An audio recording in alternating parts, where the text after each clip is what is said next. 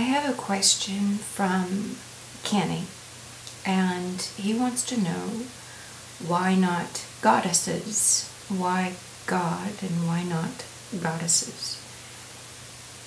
The reason is because the nature of being states that whenever there are two or more of one thing, then there are really only one.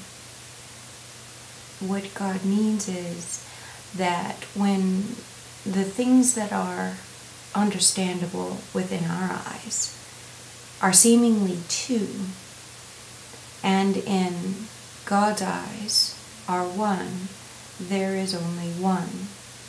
In this way, that is why there is only one God, and how goddesses were eradicated from the language of nature. The reason for this is to unify all being into one being. That said, the magnificent means believes that there is no such thing as male-female, that all nature is unified in androgyny. The only reason there appears to be two, or male and female, is because the separation required to reproduce a species means there is two roles for unification and then for separation. So to become one, to make a new one. The new one is a part of the separation that will be necessary for the ongoing course of nature. The male-female roles that are inherent in nature do have some relevance to the survival of the species. For instance, a cat. A cat has a hunting instinct, but her male counterpart is not the hunter. He is usually the hunted. Why that is because the female of the cat is graceful, and her ways about her are smooth and perfect for stalking, perfect for gaining access to a herd of animals, where a male lion tends to be boastful, to strut around, and to show himself in a way that makes him not only vulnerable to attack, but also makes him more of an ego-driven manner of being. And when I say ego-driven, I don't mean that his ego is defined by him and therefore he expresses it all the time.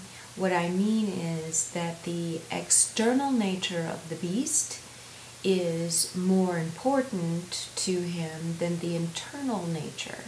And of course, the female's internal nature is more important because she is responsible for reproducing the species, which requires an internal awareness that the male species does not have.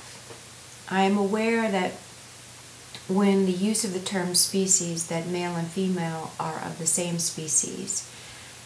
However, there is also a distinction between the two that make them seem almost separate, because they are not able to replicate themselves in a way that is as merciful to one another as they are to the ways of their own, meaning they will show more mercy to the individual that materializes in their own way and nature.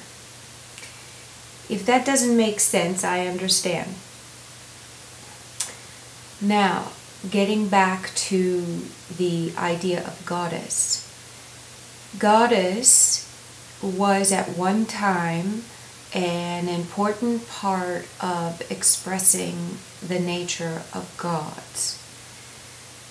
Gods are an impossible way of describing the nature of God, because the nature of God is not fully ripened in ways of being counter to.